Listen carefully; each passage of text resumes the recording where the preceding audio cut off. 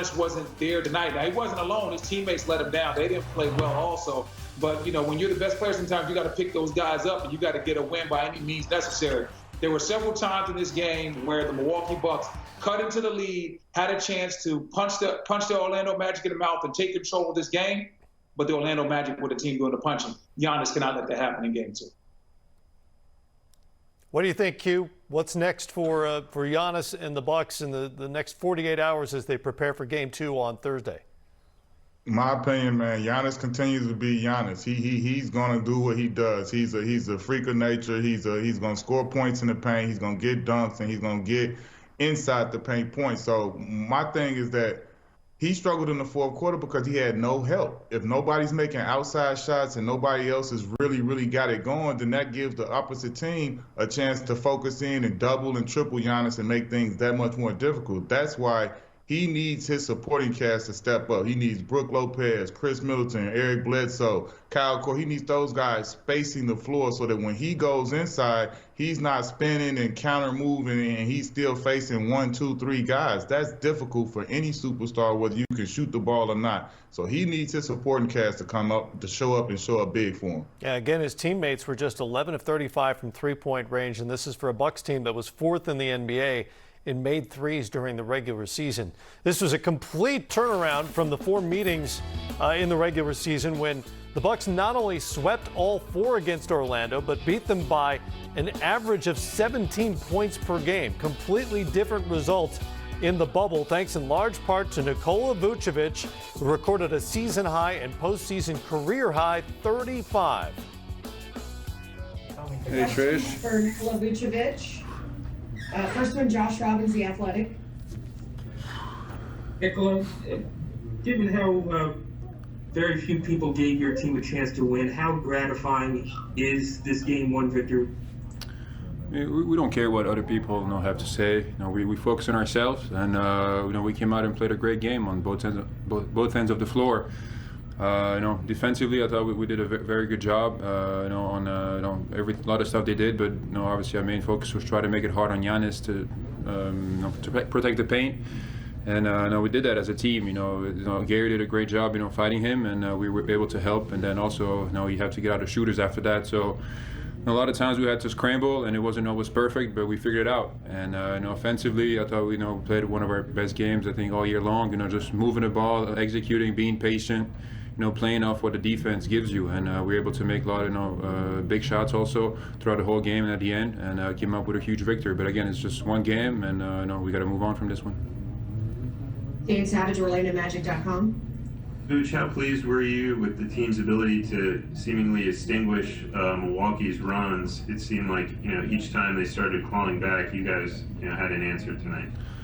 Yeah, I mean, it's a game of runs, and they're a great team. They were #1 team in the league for a reason, and we knew that they weren't just gonna, quit once we, get up, a little bit, and they keep making runs. But we stayed with it. We were able to respond to those runs, and you have to be able to do that, especially in the playoffs.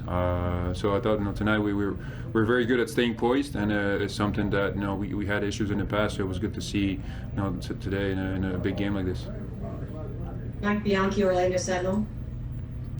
Yeah, Vooch, you said yesterday you learned a lot from last year's playoffs. Coach Clifford just said that your preparation for these playoffs seemingly was unmatched.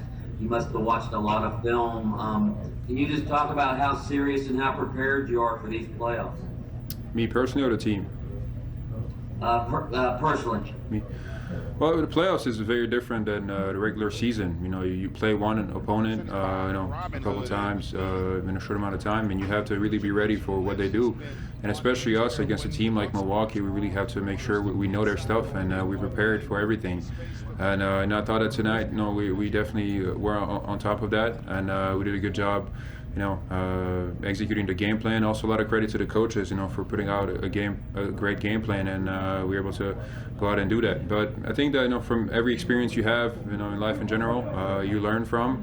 Last year, obviously, for me personally, the playoffs were a little bit of a struggle. I didn't adjust well to a different style of play, and today was a little better for me. But again, we're gonna expect a great response for them. They're here to try to win it all. So they're not just gonna lay down. They're gonna come out and be ready, and we have to take it to a whole other level as well. Josh Robbins, The Athletic. What was the playoff adjustment you made today compared to last year's series? Was there a specific adjustment you made? I just thought last year I was overthinking stuff a little bit. Once I struggled in the first game 1 and 2, I kind of started overthinking stuff a little bit, and I wasn't really playing my game. Wasn't really I got out of kind of my what I do, and I just realized that I have to stick with that. And obviously there's going to be adjustments I'm going to make, stuff they're going to try to take away, but there's still many ways for me to be effective. And just tonight I came out with an aggressive mindset. Coach wanted me to be aggressive and take on that role, and I want to do that. And I got going early on, and so I stuck with it. But honestly, a lot of my looks were just from us playing great team basketball, and I was getting a lot of open looks, and I was able to knock them down. And when we play that way, a lot of guys are going to be able to be efficient. But I'm glad I was able to start a series off well, and just got move on from this game and be ready for next game. Evan Fitzgerald, Fox 35. Hey, Butch, sort of building off what you just said, did you feel like, especially down some guys today, was it extra important, especially offensively, for you to sort of lead the way here today, knowing that, especially with a guy like AG not available, that maybe you needed to have a big game to sort of get things off the right foot?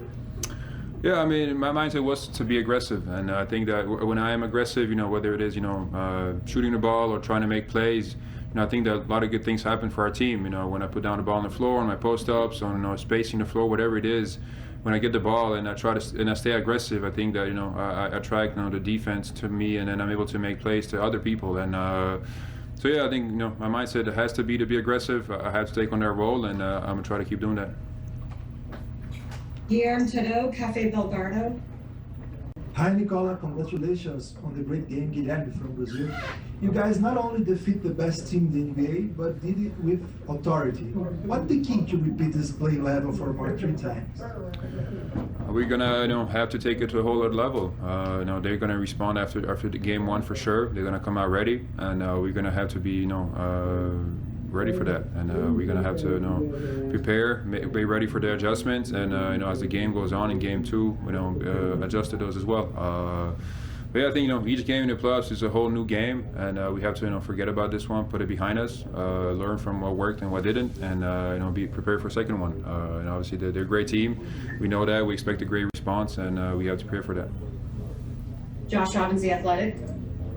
Butch, you kind of anticipated my next question, but you guys have been here before after the game 1 win last year.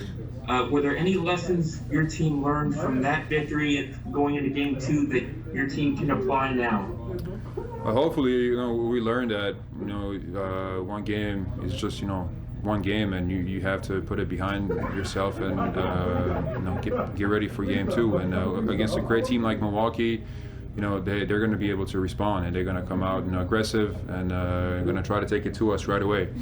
So I mean, we just we're going to watch film, see what we did well, see what worked for us, and prepare for game 2. And also, once the game starts, I'm sure they're going to make certain adjustments, and they're going to do certain different things that we heard them with tonight, and we're going to have to be ready for that and make adjustments as well as the game goes on. But like I said, playoffs are, it's very specific. You have to prepare for each game, as if it's, a whole different, game, and, come out ready. So, like I said, I keep repeating the same thing, but it's, it's true. Put this one behind us and move on. Okay, last question. David Chimilato, La Gazzetta dello Sport. Hey, Coach, you just said you have to prepare for game 2 like it's a new game, but what can you learn personally from this game 1 that you can replicate in game 2? Well, I think when we watch the film tonight and tomorrow, just see what worked for us. See the plays that we ran that worked for us. See where we were able to attack them. where we're able to hurt them. You know, every team obviously has their weaknesses, and you have to try to exploit those. And we're able to do that tonight. And also on the defensive end, see, you know, what we're able to do to, you know, limit some of those guys.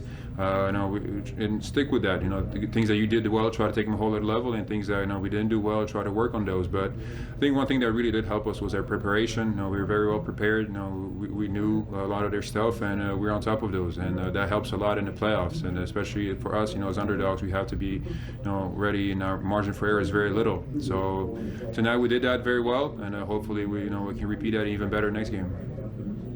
Thank you so much, Nikola. Coach, not only at 35, he did it without even attempting a single free throw today.